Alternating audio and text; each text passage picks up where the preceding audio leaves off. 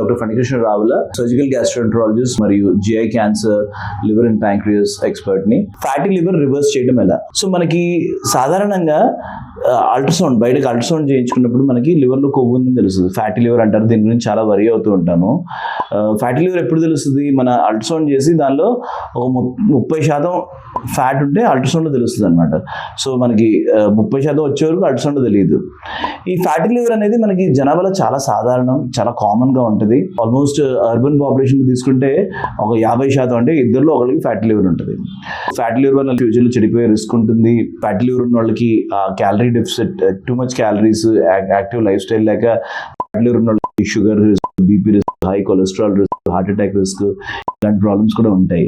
So మన general సొసైటీలో ఏంటంటే మనకోసం ఫ్యాటీ లివర్ బయటపడ్డాక దాని గురించి ఉండేవారి ఈ ఫ్యాటీ లివర్ని ఎలా రివర్స్ చేసుకోవచ్చు, ఏమైనా మందులు తీసుకున్నా ఎలా అయినా రివర్స్ చేసుకోవచ్చా అని డౌట్ ఉంటుంది అనమాట.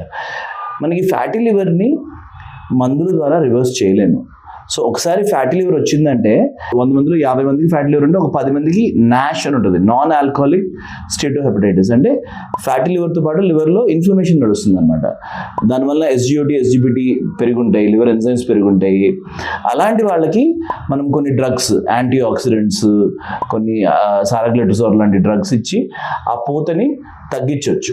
ఇంకా వేరే హెల్ప్ఫుల్ ఇవి లైక్ షుగర్ కంట్రోల్ పూర్గా ఉన్న, ట్రైగ్లిసరైడ్స్ ఎక్కువ ఉన్న, ఆల్కహాల్ ఎక్కువ ఉన్న వాటిని కూడా కంట్రోల్ చేసుకుంటే దానివల్ల ఈ ఇన్ఫ్లమేషన్ తగ్గుతుంది అనమాట. అంటే లివర్ ఎంజైమ్స్ నార్మల్ అయిపోతాయి, ఆ నాష్, ఆ లివర్లో ఉండే ఆ ఇన్ఫ్లమేషన్ కాంపోనెంట్ తగ్గిపోతుంది.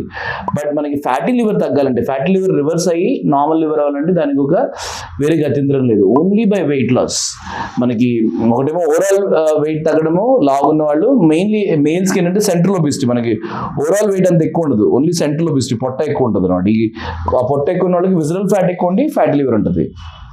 So the only way to permanently fatty లివర్ని రెడ్యూస్ చేయడానికి మనము వెయిట్ తగ్గాలి. వెయిట్ ఎలా తగ్గాలి?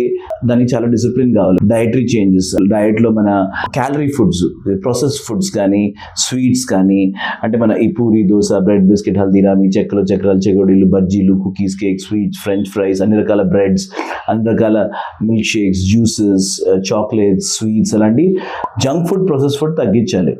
ఆకుకూరలు, కాయగూరలు, ఫ్రూట్స్, కీరా, ఇలాంటివన్నీ తిని యాక్టివ్ లైఫ్ స్టైల్ చేసి కష్టపడుతుంది తప్ప సింపుల్ మందులతో ఫ్యాటీ లివర్ తగ్గదు. Yes, fatty liver with NASH వచ్చిన వాళ్ళకి మేము మందులు ఇచ్చి ఆ ఇన్ఫ్లమేషన్ రివర్స్ చేయగలుగుతాము. అండ్ ఫ్యాటీ లివర్ అడ్వాన్స్ స్టేజ్లో లివర్ సిరాసిస్, లివర్ క్యాన్సర్ వచ్చి దానికి ట్రీట్మెంట్స్ ఉంటాయి, అవి చేయగలుగుతాము. బట్ మన సొసైటీలో మన కామన్ వచ్చే ఫ్యాటీ లివర్కి the only solution is diet and lifestyle. And మీరు ఈ ఫ్యాటీ లివర్కి నేను ఇంత కష్టపడాలని అనుకోకండి, ఎందుకంటే మనకి ఫ్యాటీ లివర్కి మనం చేసే మంచి పనులు డయట్, ఆల్కహాల్, మన షుగర్ని కంట్రోల్లో పెట్టుకోవడము, కొలెస్ట్రాల్, ట్రైగ్లిసరైడ్స్ తగ్గించుకోవడము, ఆల్కహాల్ బంద్ చేయడము, అండ్ ఈ క్యాలరీస్ తగ్గించడము ఒక్క ఫ్యాటీ లివర్ని కాదు, ఫ్యాటీ లివర్ని తగ్గిస్తాయి, మన కొలెస్ట్రాల్ని ఇంప్రూవ్ చేస్తాయి, మన షుగర్ని ఇంప్రూవ్ చేస్తాయి, హార్ట్ అటాక్, స్ట్రోక్ రిస్క్ తగ్గిస్తాయి, క్యాన్సర్ రిస్క్ కూడా తగ్గిస్తాయి.